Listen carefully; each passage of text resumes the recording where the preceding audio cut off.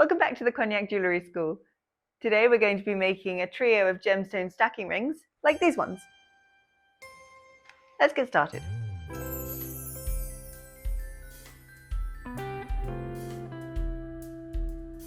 For this project you will need 3 cabochon gemstones, a length of ring wire, a length of bezel strip, some silver sheet and some thin wire. As always with making rings, the very first thing we need to know is the size of the rings we're going to make, so that we can work out how much wire to cut for each of our 3 ring shanks. If you have a ring sizer, then great, and if you don't, then check the link in the description for how you can work out your ring size with ordinary household items. Once you have your ring size, work out how much wire you need to cut for the thickness of your metal, and saw 3 identical lengths. It's important that they're all exactly the same size, as if one is bigger than the others, your rings may end up being different sizes. Next, round your rings on a mandrel until the ends come together in a nice curve, before bringing them to your bench peg to tidy up those joins. There are lots of different techniques to creating a perfect ring join, but I like to file the ends of the wire and then saw through. Once you're happy with your joins, flux, solder, and quench each of your rings before popping them all in the pickle. While your ring shanks are pickling, turn your attention to your gemstones. Either using pliers or just your fingers, if it's not too fiddly. Wrap your bezel strip around each of your stones, mark the point where the ends cross, and snip off the excess. And here's a top tip. Don't let anyone borrow your snips to restring their guitar, as the strings will blunt the snips and they won't work as well. Rant over. Once you have your 3 settings cut and ready, file down the ends to a right angle so that your join will come together nicely, and solder them. Once soldered, quench all 3 and pop them in the pickle.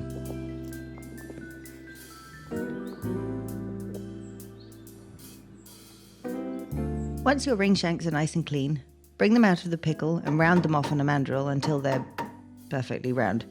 Surprise, surprise. Don't forget to also make sure that they are flat by putting them on a steel block and giving them a wallop.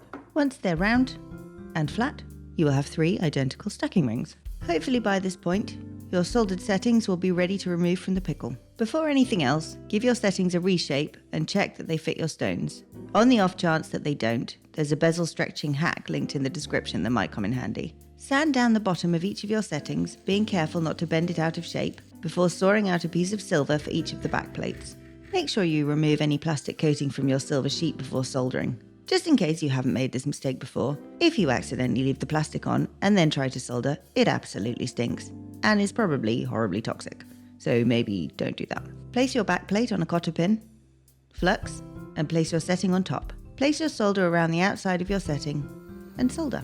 By putting the solder on the outside of your setting rather than the inside, it makes it much easier to file off if you accidentally use a little bit too much or if it flows somewhere it shouldn't. Also, if you have a beautiful transparent stone like we do here, the last thing you want to see when you look into them is a blob of errant solder. Once soldered, pop them in the pickle. While your settings are pickling away, you can tidy up your trio of rings. File out any excess solder from the inside of each ring using a rounded file, and from the outside using a flat file. File the sides on a piece of emery paper to make sure they're nice and flat, and then polish all 3 rings. I like to start the polishing process with emery sponges, working my way up from the coarsest grit to the finest, and finish them on a polishing motor and in the ultrasonic, but use whatever polishing methods you have available to you. The aim is to end up with 3 polished rings. When your settings are pickled, saw off any excess silver sheet using a saw.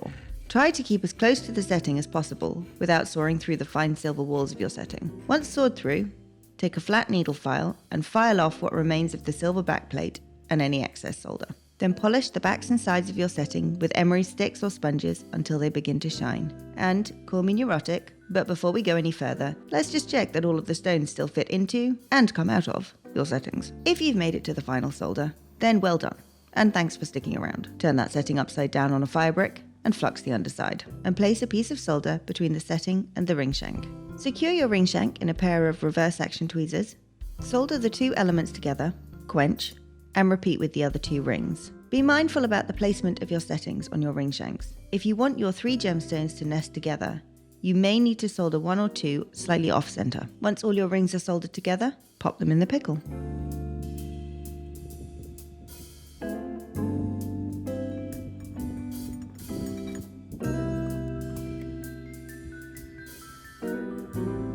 Once pickled, check that all your rings sit together in the way that you would like, and pop them all into a barrel polisher for at least a solid hour to make them super shiny. Once suitably tumbled, your rings should be shiny and ready for setting. Secure the first of your rings in a ring vise and try your stone for size. For this design, I want to raise the cabochons off the backplate so that the settings have more depth. There are so many ways to do this, but I like to use a length of wire in the same metal as our rings. Use pliers to form it so that it has the same shape as your stone and fits snugly inside your setting.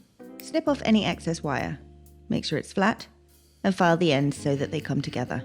Place your wire inside your setting and pop your stone back in.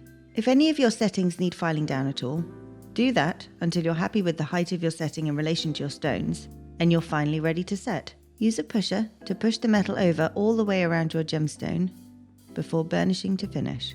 And obviously, repeat with your other 2 stones. And voila! Burst forth into the sunshine, breathe a huge sigh of relief, and enjoy your trio of beautifully sparkling gemstone stacking rings. Thanks for watching.